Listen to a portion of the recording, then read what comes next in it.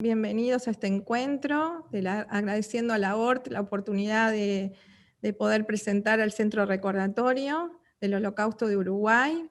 Mi nombre es Sandra Weinstein y también estaremos acompañados en este encuentro, en esta charla, por la profesora Dinora Porakov y el profesor Andrés Serralta. Hoy es un día muy especial para todos nosotros, porque vamos a hablar sobre el Centro Recordatorio del Holocausto de Uruguay. Y lo que nos convoca hoy es presentar este centro y presentarlo en su relación a la memoria de la Shoah en Uruguay.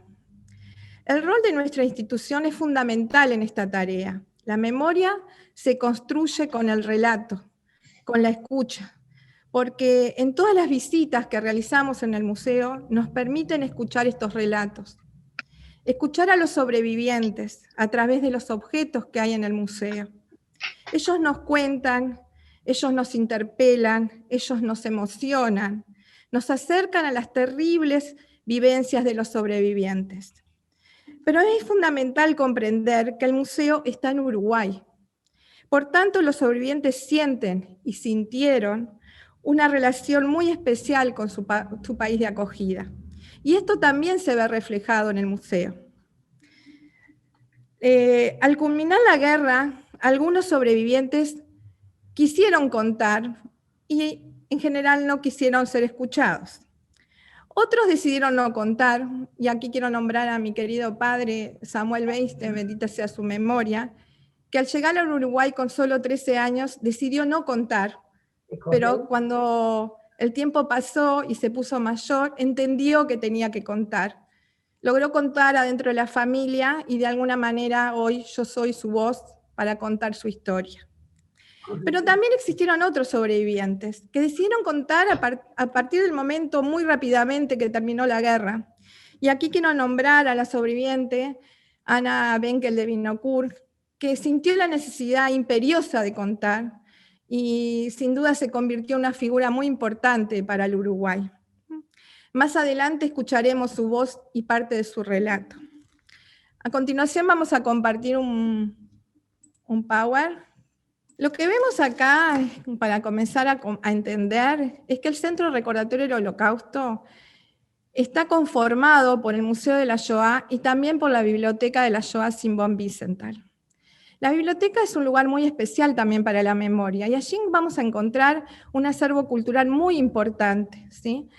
Libros muy, muy significativos. Y acá quiero nombrar en especial libros de sobrevivientes que llegaron al Uruguay, también de otros países, que solo se encuentran en esta biblioteca, que no la van a poder encontrar en otra biblioteca. Por eso es tan importante esta biblioteca para la memoria también, ¿no? Nuestro centro tiene una misión y un objetivo que ustedes pueden ver ahí. Es una institución apolítica, sin fines de lucro, con personería jurídica, cuya misión, dice ahí, es mantener vivo el recuerdo de las terribles experiencias que sufrieron bajo el régimen nazi y transmitir sus enseñanzas a las jóvenes generaciones para que los horrores generados por el odio y la intolerancia jamás vuelvan a repetirse. Y esta es nuestra meta, este es nuestro gran objetivo, que compartimos muchos, todos los que integramos el Centro Recordatorio. A continuación compartiremos una pequeña reseña histórica de cómo se conformó este centro. Como ven, fue fundado en 1953. Muy poco tiempo al terminar la guerra, los sobrevivientes que llegaron al Uruguay, algunos de ellos, decidieron conformar este centro, ¿sí?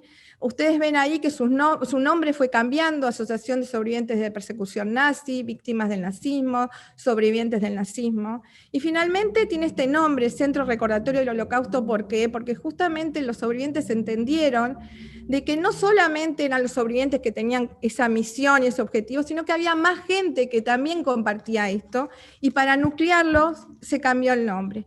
Y hoy también lleva el nombre de Uruguay, y más adelante explicaré por qué hoy es también de Uruguay. Esta institución, en primer lugar, funcionó en la calle Convención 1220. Allí los sobrevivientes compraron una casa para encontrarse, para compartir sus historias, pero también para celebrar la vida, para celebrar que estaban vivos. y compartir alegrías, ¿no? Cumpleaños, festividades, y se encontraban también con un objetivo de socializar entre ellos, ¿no? Finalmente, en 1987, se trasladan a donde está funcionando actualmente la Comunidad Israelita del Uruguay. Allí funciona el museo, la biblioteca y lo que engloba el Centro Recordatorio del Holocausto de Uruguay. Como ven, y es algo que nos gusta destacar, que fue el primer y único museo de Sudamérica hasta el 2000. También es importante, ay, perdón, a ver, ¿cómo hago para ir para atrás? Con la flechita. A ver, acá, perdón. Ahí está, era importante esto también, destacar que, bueno, como dijimos, fue constituida por los sobrevivientes, hoy muchos descendientes también, pero también queremos destacar que actualmente el centro recordatorio está integrado por gente de la comunidad y por gente no de la comunidad, no judíos, que como se sienten adhiriendo al objetivo y la misión de la institución, son parte del museo también y del centro recordatorio. Como ven ahí, su presidente, el ingeniero Alejandro Landman, sobreviviente de la Shoah, su vicepresidente, el licenciado Rafael Winter, la secretaria general, la profesora Rita Binocur, que también es la directora del museo. Ahora me gustaría contarles que quizás ustedes supieron de la reinauguración del Museo de la Shoah de Uruguay, que fue el año pasado, un esfuerzo titánico, diría yo, de un grupo de gente que decidimos que había que reinaugurarlo. El museo fue reformado con ayuda de diferentes becas que fueron ganadas por el centro, como la parte de la Embajada de Canadá, también hubo un apoyo de la Embajada de Alemania y algunas personas que también ayudaron en forma personal, ¿sí? El museo actual cuenta con 2 salas, ¿sí? La sala de la línea de tiempo, que después el profesor Serralta les explicará y profundizará sobre esto, y también está la sala de los objetos, que también el profesor va a compartir sobre esto. A continuación les quería comentar qué actividades, qué hacemos en este centro. Bueno, aquí dice, vieron, visitas didácticas al museo, ¿sí? Las visitas son coordinadas, llegan al museo desde la escuela de 5º y 6º año de escuelas privadas, de escuelas públicas, de escuelas del interior también. También se realizan actividades con sobrevivientes, testimonios que han dado, lógicamente cada vez un poquito menos, pero todavía tenemos personas que dan testimonio, sobrevivientes. También hemos realizado capacitación para docentes, encuentros con becarios de Yad Vashem, estos becarios que ganan estas becas y que son recibidos por el centro antes de partir y se encuentran con personas que ya viajaron para compartir sus experiencias, y después también cuando vuelven, volvemos a encontrarnos con ellos para que ellos también compartan qué es lo que vivieron.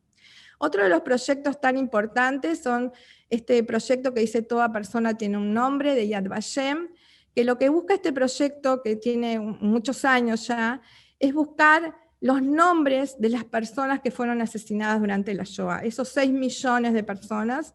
Yad Vashem ha obtenido aproximadamente en todo el mundo cerca de 4 millones. Lógicamente sabemos que comunidades enteras desaparecieron, entonces no hay quien dé testimonio de estos seres humanos que murieron y que fueron asesinados, ¿sí? En el museo hay una sala que llamamos la Sala de los Espejos, donde hay 3.000 nombres, 3.000 nombres que fueron dados por sobrevivientes que llegaron al Uruguay, ¿sí? Después también compartiremos un poco más de esta historia. El otro proyecto que también participó el Centro Recordatorio fue con la Shoah Foundation de Steven Spielberg, que sintió después de haber hecho la película La lista de Schindler, que fundó este instituto, ¿no? Y salió a buscar en el mundo testimonios, también llegaron a Uruguay y se tomaron muchos testimonios en Uruguay. Y por último, esto que es tan nuevo y innovador, del cual hablaré después, que hoy actualmente somos miembros de la Red LIVES, Red Latinoamericana para la Enseñanza de la Shoah.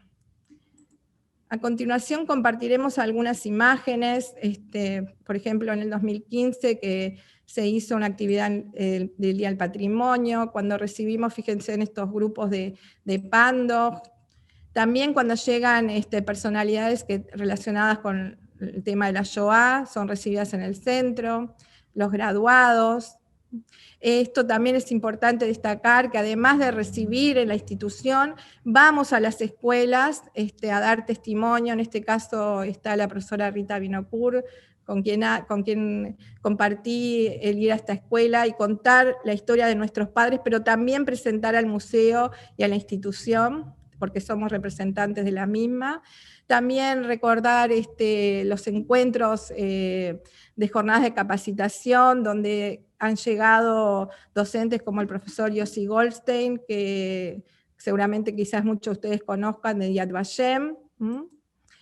Y para último, otra vez me apuré, compartir, viste, ahí hice, compartir esta historia que brevemente les contaré, que en el mes de mayo, Chile, un museo de Chile y el Museo de la Shoah de Buenos Aires, decidieron crear esta red.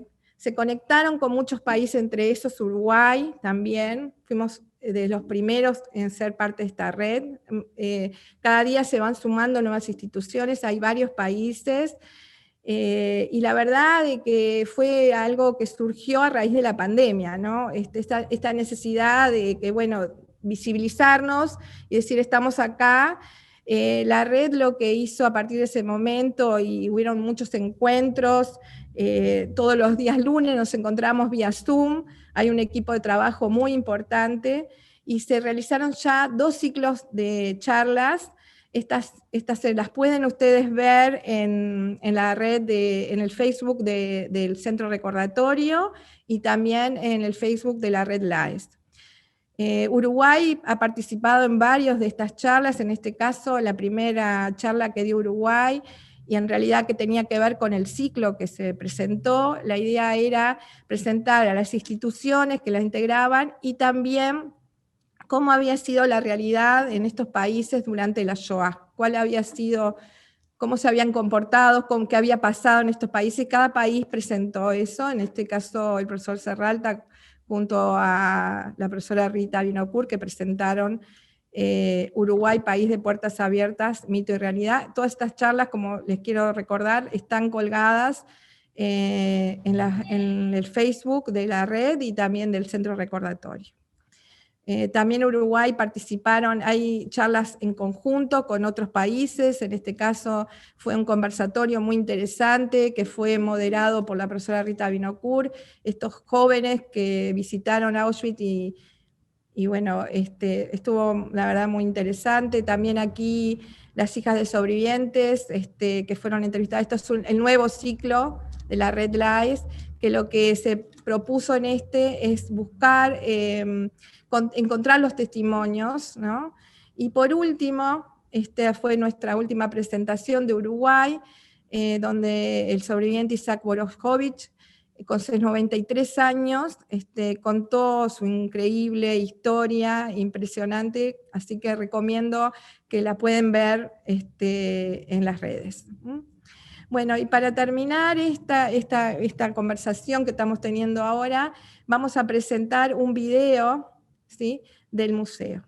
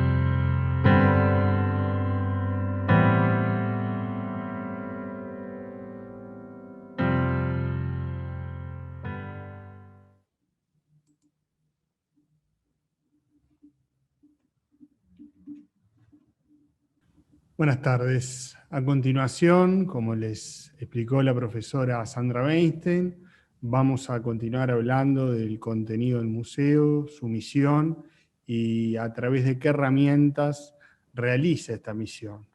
En este caso, como pueden apreciar allí en el PowerPoint, están viendo una imagen de la sala de la línea de tiempo que posee el museo, que utiliza como un recurso didáctico para poder introducir a los diferentes grupos de personas que existen como visitantes al museo a la temática de la Shoah a través de diferentes tipos de recursos, especialmente del recurso escrito y el recurso gráfico. Como pueden ver, la línea sigue una cronología que comienza antes de la Segunda Guerra Mundial, explica las condiciones en las cuales se dio el ascenso del nazismo y se fueron gestando el ambiente, el clima que precedió a la etapa propiamente de exterminio durante el Holocausto, ya después del comienzo de la guerra, en 1939, comenzando la etapa de exterminio a partir de la invasión a la Unión Soviética, el 22 de junio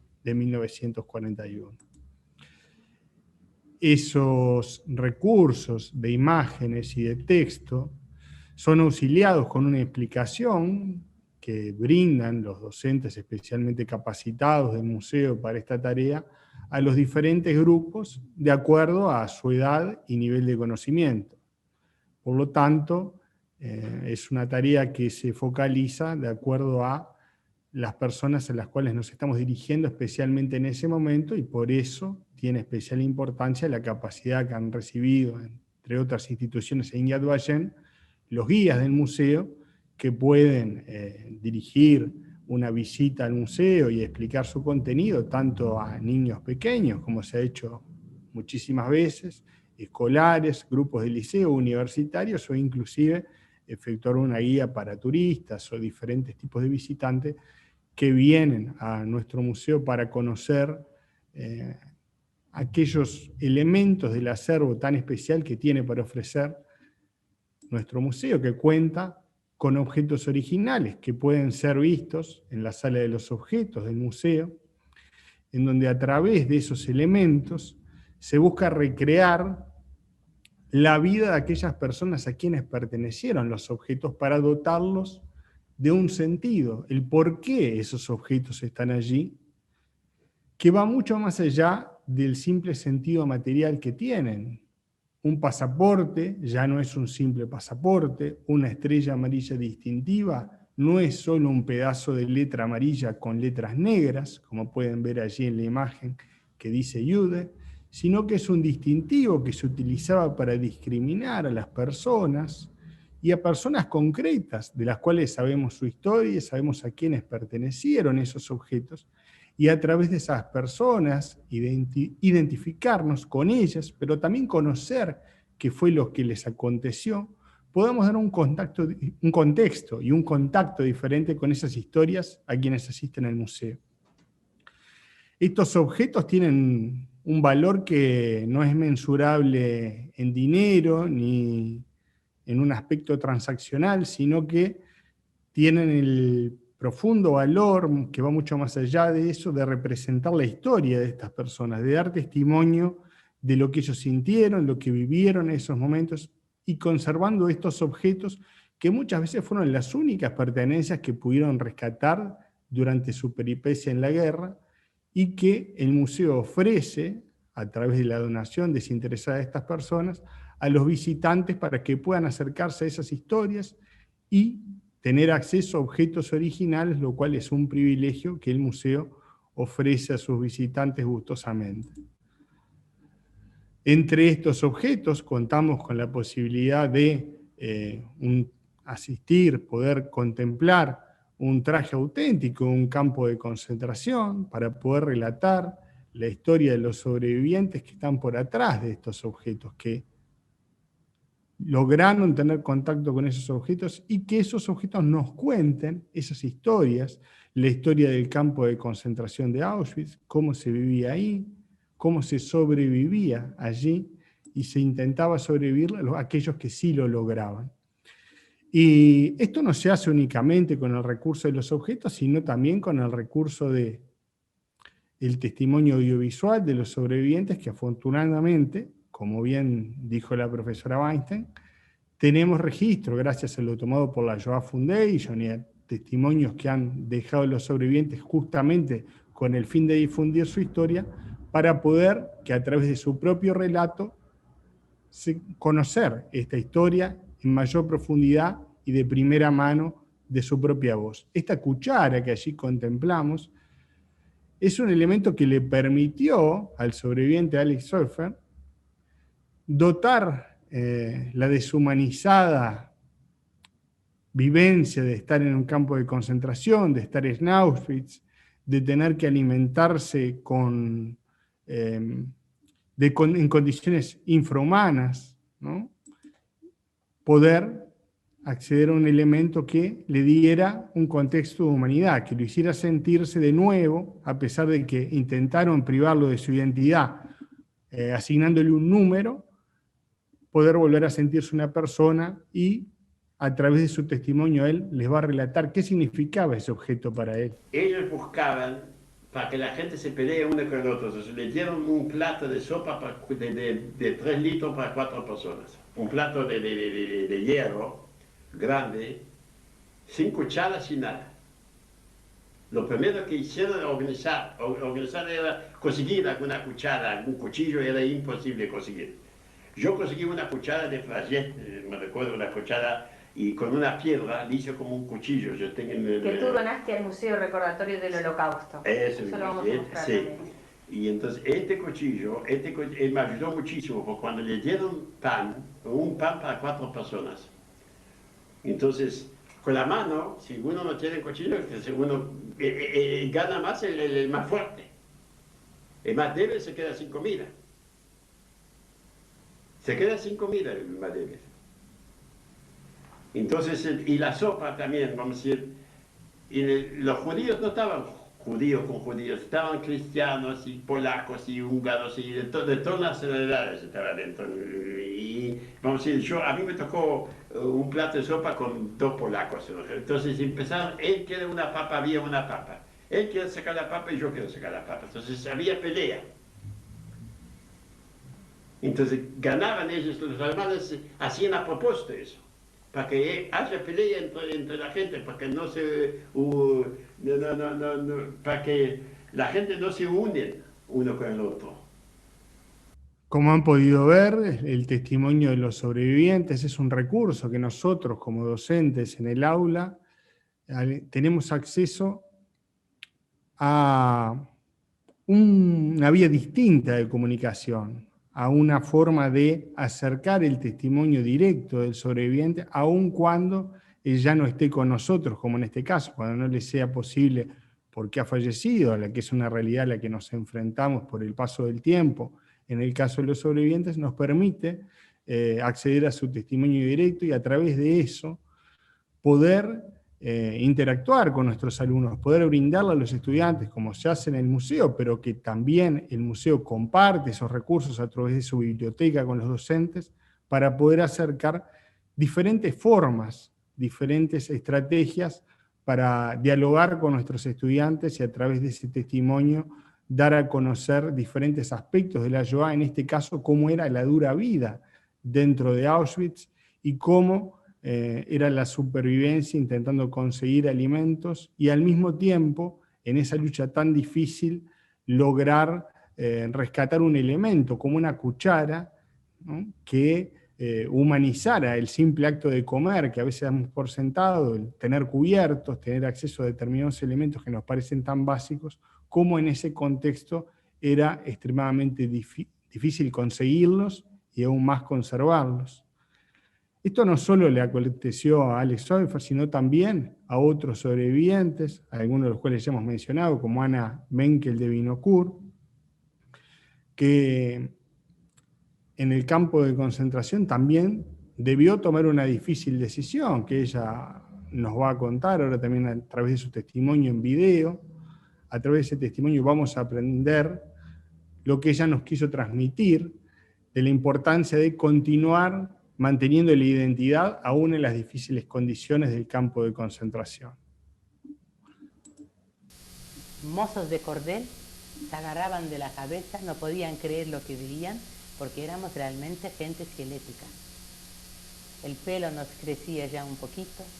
Yo quería contar también que cuando me empezó a crecer el pelo, eso es muy importante lo que quiero decir ahora, yo veí que mi pelo crecía muy salvajemente. Entonces le cambié un trozo de pan, un trozo de vida, un trozo, no podía, es decir, que un trozo de pan era algo tan valioso que uno no se puede imaginar, por un peine, por un peinecillo. Y es lo único que yo lo conservé hasta después de la guerra y que hoy en día lo doné al Museo Recordatorio del Holocausto que se encuentra aquí en Montevideo, en Canelones 1084, en la comunidad israelita del Uruguay. Allí está el peine que yo cambié por un trozo de pan y este objeto, este peinecillo, es el testigo de todos mis sufrimientos que yo sufría en el buque que ahora voy a contar. Lo tenía siempre en la mano bien apretado, el peine, porque dije, de esto no me voy a separar nunca. Porque si voy a sobrevivir la guerra, ¿cómo voy a tener el pelo? Me lo tengo que peinarme, porque me empezó a crecer el pelo tan salvajemente. Justamente un simple peine, que a veces damos como un elemento tan trivial, en el contexto del campo de concentración, significó para Ana Benkel de Winocourt cambiar su ración de pan de todo un día por ese elemento, para poder humanizarse, para poder recobrar un elemento de su identidad, en un simple acto como peinarse, un acto propio de una persona que aspira a la libertad, de que aspira a un mañana después de la guerra y que también quiere volver a sentirse persona, que tiene su identidad. Y esa identidad también fue rescatada a través de proyectos como el que colaboró el museo y sigue colaborando con Yad Vashem, de Toda persona tiene un nombre, que vemos representada en esta imagen de la hoja de testimonio que tienen allí en el PowerPoint. En este caso, la hoja de testimonio correspondiente a Ana Valo, uruguaya ella, fallecida o asesinada, mejor dicho, en el campo de concentración de Auschwitz, y a cuya hoja de testimonio el centro envió al acervo de Yad Vashem y fue suministrado por su hermana Eva Valo.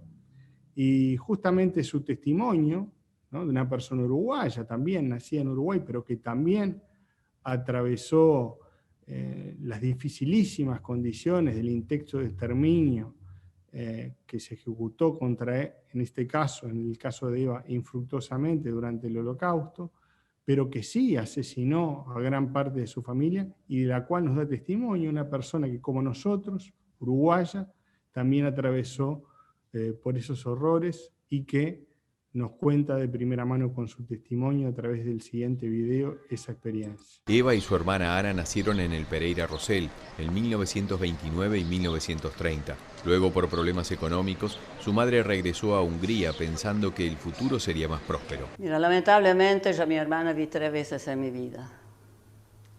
Que vivía con mi abuela, que era una persona muy religiosa y bueno, tenía otra educación. Yo vivía con mi tía, que eran mis padres, que yo pensé siempre que eran mis padres, que me educaron. Mi madre se quedó trabajando en Budapest.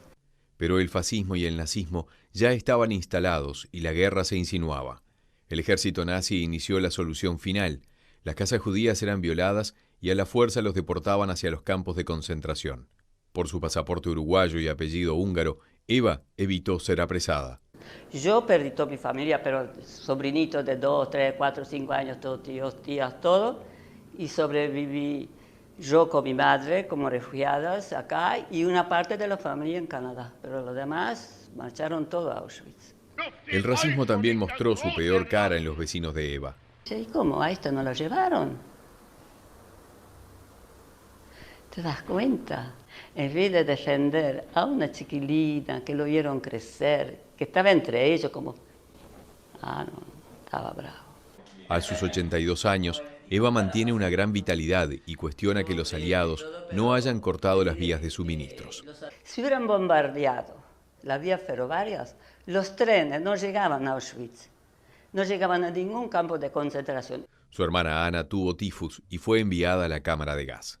yo nunca digo murió en Auschwitz, no, no, no, uno muere en la cama. Ella fue asesinada y todos los que estuvieron en los campos fueron asesinados. Retornó a un adolescente a un Uruguay lejano a la guerra y donde poco se hablaba del drama personal. Yo, en ese sentido, soy muy, muy rencoroso y jamás se puede olvidar, ni perdonar, ni nada. Yo tengo una sola vida, mi hermana tenía una sola vida y no me vengan con hay que pedir perdón, todo. Para mí eso, no. Desde 2009, Ana Balog, que junto a su abuela fue deportada al campo de concentración de Auschwitz, es recordada en el monumento al holocausto del pueblo judío.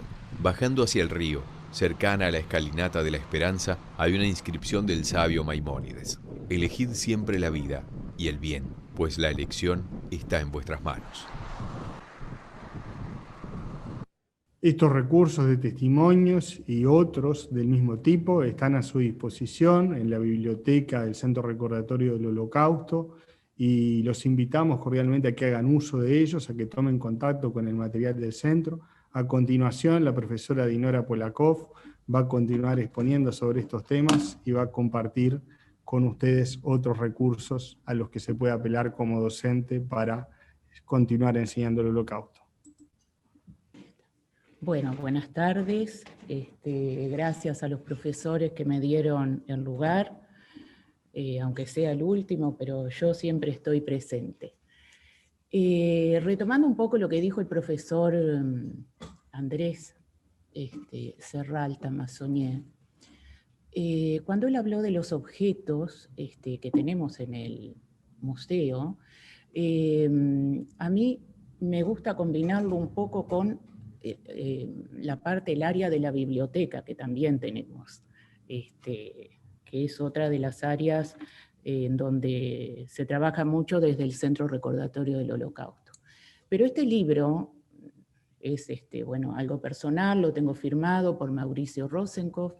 En realidad yo no voy a hablar de la biografía de Mauricio Rosenkopf. Sí me voy a referir a qué pasa en este libro, que se llama Las Cartas, bueno, que se titula Las Cartas que nos llegaron, en donde él nació acá en Uruguay y cuenta en este libro toda la historia de los padres. Entonces, cómo llega el padre desde un pueblito de Belzitze, cerca de Lublin a Varsovia, cómo atraviesa Europa hasta Génova y de ahí a Uruguay. Se leían las cartas de la vida de la familia que quedó en Europa. Pero un día, el cartero deja de venir.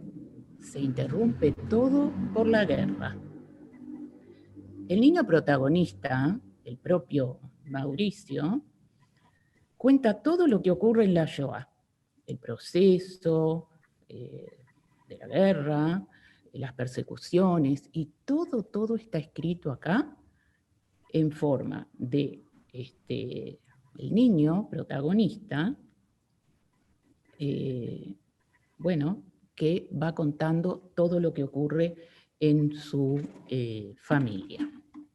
Bueno, como yo les decía al principio, me apropié del título del libro porque me encantó, para conversar con ustedes sobre esas cartas que no llegaron. Bueno, estas palabras son para tu naciente memoria, Inés, eslaboncito último rielado de sonrisas, hijita de la hija y de todas estas sangres, el abuelo. Esta es la dedicatoria que hace Mauricio Rosenkopf a su nieta. Entonces, ¿qué es lo que ocurre con el cartero y el papá de Mauricio? Bueno, que hay como una relación familiar, porque ¿qué pasa? Este papá está esperando siempre las cartas que llegan de Europa. Entonces, un domingo, que era el día que se leían las cartas, cuenta Mauricio, porque eran guardadas hasta el domingo para abrirlas en familia y empezar a leerlas, le pregunta al cartero, ¿y? Y el cartero le responde, nada, don Isaac. Las cartas que esperaba mi papá no llegaron jamás. Luego cuenta en otra instancia qué ocurre con su mamá. Mi mamá tiene una pila de fotos adentro de una caja de zapatos. En la caja de zapatos tiene a las hermanas de ella, a la Mamele, que es la mamá de ella. Mi papá escribe cosas de acá para allá y no se entiende nada porque escribe palitos. Esta última es una clara referencia a que supuestamente, seguramente su papá estaba escribe en yiddish las cartas que van hacia Europa. Esta es la foto en donde están las mujeres de su familia, que como él bien dice en la voz del niño, están adentro de una caja de zapatos. En otra instancia sobre las cartas, hay un libro de Yad Vashem, editado en Yad Vashem, sobre todo Tzvi Bacharach, es quien lleva la voz cantante, pero están todos estos profesores de Yad Vashem que compaginan, recopilan todas las cartas que llegan al Museo de Jerusalén.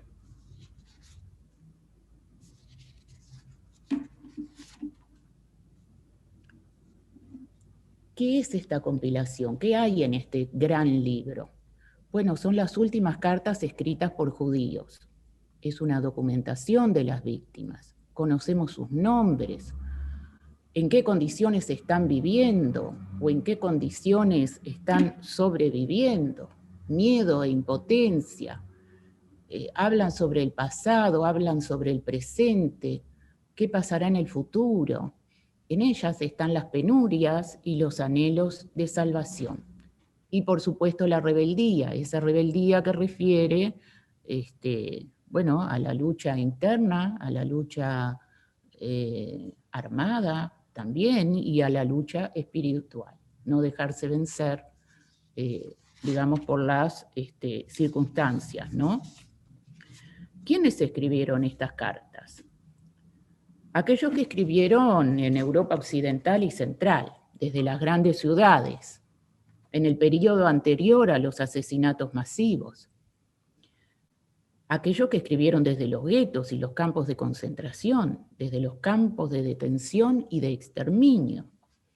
Aquellos que escribieron desde la clandestinidad y de distintos lugares, y otros que también pertenecieron a movimientos ideológicos, sionistas, los miembros del Bund, socialistas y comunistas. ¿A qué refieren estas cartas? Las cartas dejan un testimonio, dejan entrever una sensación de final inminente. En algunas subsiste la esperanza. En algunas hay un testamento y últimos pedidos. En otras hay preocupación por los hijos. Acá también en estas cartas se ve la fe y el desmoronamiento de la fe. El suicidio, la clandestinidad, el lenguaje codificado. Entonces, por ejemplo, tenemos una carta, una pequeña misiva en donde dice: por favor, introducir esta nota en la casilla de correo más próxima. Ahora es de mañana. Estamos en el vagón con toda la familia. Salimos con el último transporte. Plonsk ya está purificada. De judíos, una expresión alemana. Haga el favor de dirigirse a la familia Bam, Niska 6, y mandar saludos. Esta nota fue arrojada desde un tren que conducía un transporte hacia el campo de exterminio de Auschwitz, escrita por un judío no identificado a su familia en el gueto de Varsovia. En este momento me retrotrae a un libro con unas imágenes tremendas, es un libro para niños, en donde lo que se arroja desde el vagón del tren no es simplemente unas cartas, una misiva. Se trata de un paquete, un objeto, un bulto, que en definitiva es una bebé que una mamá arrojó para que ella sea salvada. Esta es otra carta. Qué importante el lugar desde donde está y la fecha. Treblinka, 5 de octubre de 1942. Mi querida esposa, me encuentro en Treblinka desde el 31 de agosto del 42 y de salud estoy bien. He sido empleado como carpintero en el taller del campo. ¿Cómo andas tú de salud? Escríbeme también si nuestros padres están bien. Tuyo, Hersch Lapek. Hersch Lapek le envió esta nota a su mujer al gueto de Varsovia. Pero era posible mandar desde Treblinka una carta. Tal vez Hersch ya había muerto cuando la carta fue despachada. Se sabe que los nazis en los campos de exterminio permitían a las víctimas escribir cartas a sus familiares antes de ser asesinados. Esa era la gran mentira, ¿verdad? Bien, por otra parte, tenemos en el museo, a ver, tengo un problemita técnico, vamos a ver si lo podemos solucionar. Ahí está, gracias. Como bien comentaron los dos profesores que hablaron anteriormente, nosotros en el Museo de la Shoah tenemos objetos que cuidamos como verdaderos tesoros. Entonces acá tenemos una carta que quienes vayan, quienes visiten el museo, la van a poder ver. Es una carta que está traducida, ¿verdad? Y en este caso es una persona que le escribe a su hijo que ya pudo escapar y que está viviendo en Finlandia. El hijo ya escapó, él todavía está en Viena. Entonces, es tan desesperante esta carta, mandada desde Viena por Max Tandler, que dice: no te enojes, queridísimo Ewald, si hoy te suplico que hagas todo lo humanamente posible para conseguir un permiso de entrada para Finlandia, aunque sea por unos meses, si nos quieres ver vivos y mientras que aún permitan salir de aquí a los judíos. Los requisitos para poder salir se hacen más difíciles con cada semana que pasa. En realidad, a Max le iban quitando todo, le iban despojando todo. Él cuenta que todo era vendible para los otros. Él le pedían que vendiera algo, pero en realidad a él no le correspondía ningún dinero. Bueno, esta carta la dona Lilian Kaufmann y está en el museo. También tenemos otra carta de la Cruz Roja, enviada desde el campo de concentración y tránsito de Westerbork, en Holanda, en 1943.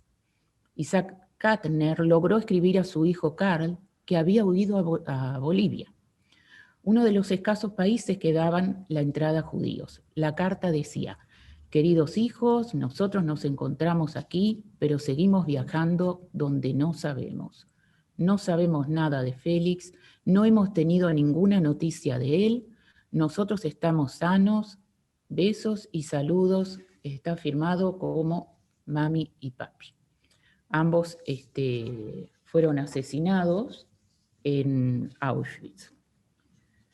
Y en esta última parte de mi charla, cartas del día después. Esto es algo que yo tengo todavía en mi poder porque he ido haciendo una investigación. Mi mamá se casó por segunda vez con Jolem Dushitz, es el nombre que está ahí, y su hermano, nacidos en la ciudad de Kaunas, en Lituania. Jolem, o Salomón, nació el 5 de mayo de 1927. Entonces estas cartas van de Europa a Sudamérica, de Alemania a Uruguay, de Múnich a Montevideo, desde la calle Undine, Street 3, a la calle Convención 1236. Fechas y sellos: 21 de enero de 1946, 2 de mayo de 1946. Sello de distribución en Montevideo, septiembre 10. Sello con inscripción: Comité de Protección a los Inmigrantes Israelitas. Como ven, ahí están los sellos de distribución, desde dónde salió. Estas son las dos partes de la carta, ¿no? Desde dónde se manda y desde dónde se recibe. Jacobo y Salomón Duschitz son traídos gracias a Bernardo Elpern, su primo, que ya estaba viviendo acá. Bernardo fue diplomático y viajó junto a Emilio Frugoni. En el libro escrito por Frugoni, La Esfinge Roja, se lo menciona como su secretario honorario. Y esta persona es quien los trae. Entonces, ¿qué podemos ver en estas cartas?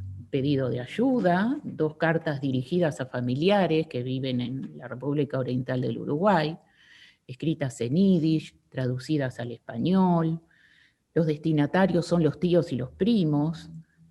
Los aspectos relevantes de la carta 1, por ejemplo, que dice: hoy hizo un año que fuimos liberados del campo de concentración. Para comer es muy poco lo que nos dan, y la vestimenta no abriga. No hemos recibido respuesta de ustedes. Estos 2 hermanos, cuando finaliza la guerra, están un año en el área americana de Alemania. Permanecen ahí por un año. Luego pasan a París y están otro año, donde ahí ya pueden trabajar y siguen mandando cartas. Entonces dice: mandamos una carta a través del Comité Judío. Enterados que mandaron una carta a nombre del teniente Rothschild. Esta carta está perdida. Envíen a la zona americana. Datos en el sobre por correo de avión recomendada. En otra parte de otra carta dice: querida tía, todos los judíos sobrevivientes ya han recibido respuesta de América. Muchos judíos se registraron en la UNRWA y en el Joint para viajar a América. Otros ya recibieron al cónsul americano en nuestra zona y tienen sus papeles. Tenemos la esperanza de tener un poco de suerte de verlos a ustedes. Manden fotos. Bueno, acá están los nombres de toda la familia. En otra carta, en la carta número 2, acá se nota la desesperación por saber de la tía y la familia Erpel. A la tía la llaman mamita, porque ya saben que su mamá falleció. La delgadez extrema y el hambre de ambos. Piden fotografías, carne en conserva, manteca, café y azúcar, y cigarrillos para cambiar por pan y ropa. Y en otra parte de la carta, se habla sobre la familia, se preguntan: ¿dónde está nuestro buen Dios? Tu querida mamá, tu querido marido y nuestros papás y mamás, el hermano mayor Yosef con su señora e hijo, tu hermano Pinjas y sus 2 hijos casados y su hija casada. Mucha sangre inocente de una sola familia Pupkin quiso Dios, pero realmente es demasiado. Y acá tenemos en la última parte de la carta que dice: les pedimos que no olviden a sus huérfanos en Europa. No olviden que cada judío sobreviviente es hermano del otro. No queremos nada más en el mundo que verte, aunque sean sueños, y junto a ti, llorar, llorar un llanto sin fin. Nuestras lágrimas piden por justicia y pureza en el mundo por los inocentes. Acá tienen entonces nuestra página web. Yo doy por finalizada mi charla. Y bueno, creo que tenemos un espacio para las preguntas.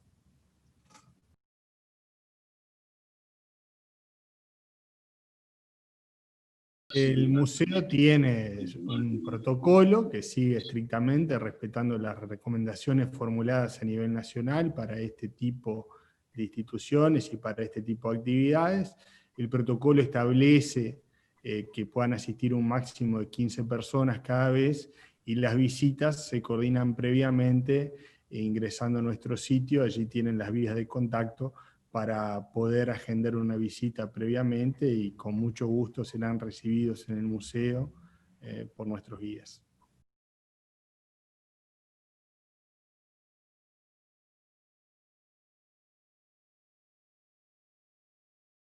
El museo, como explicó al comienzo de esta presentación la profesora Sandra Weinstein, participa de la red LAES, es miembro de la red LAES, ha tenido una activa participación, por cierto, en ella, y han correspondido en ambos ciclos que ha realizado la red y las actividades futuras que va a realizar, diferentes charlas en las que Uruguay o las ha dictado por cuenta del país, explicando aspectos concretos de la realidad nacional o vinculados al testimonio de los sobrevivientes, o de aquellas personas descendientes de los sobrevivientes que también han transmitido su testimonio, sus experiencias, otras personas que han visitado lugares de recordación y que han estado vinculadas a la temática, también han compartido sus experiencias, y en diferentes temas la red ha invitado a los diferentes países miembros, entre los que está Uruguay, a compartir esos temas, a intercambiar opiniones y a exponer para las diferentes personas que están interesadas en esta temática a través justamente de este medio por causa de la pandemia, que ha impedido el normal desarrollo de las actividades que llevaban comúnmente los museos y todos los lugares de recordación. Bueno, a través de las nuevas tecnologías, acercar el museo a las personas, ya que ellas no van a poder asistir físicamente a donde estamos nosotros. Justamente el museo forma parte de esa red, tanto en la página web del museo, en nuestras redes sociales, en Facebook, en Instagram, y en la web del museo. Allí puede encontrar información sobre la red, y también puede contactarnos a través de la página para que en diálogo con mayor profundidad podamos evacuar las dudas que tenga a ese respecto. En nombre mío y de las profesoras Sandra Weinstein y Nora Polakov, les agradezco vuestra presencia, agradezco a todos los conceptos vertidos y su escucha atenta y las valiosas preguntas que nos han efectuado. Será por nuestra parte hasta una próxima edición. Muchas gracias. Gracias a ustedes.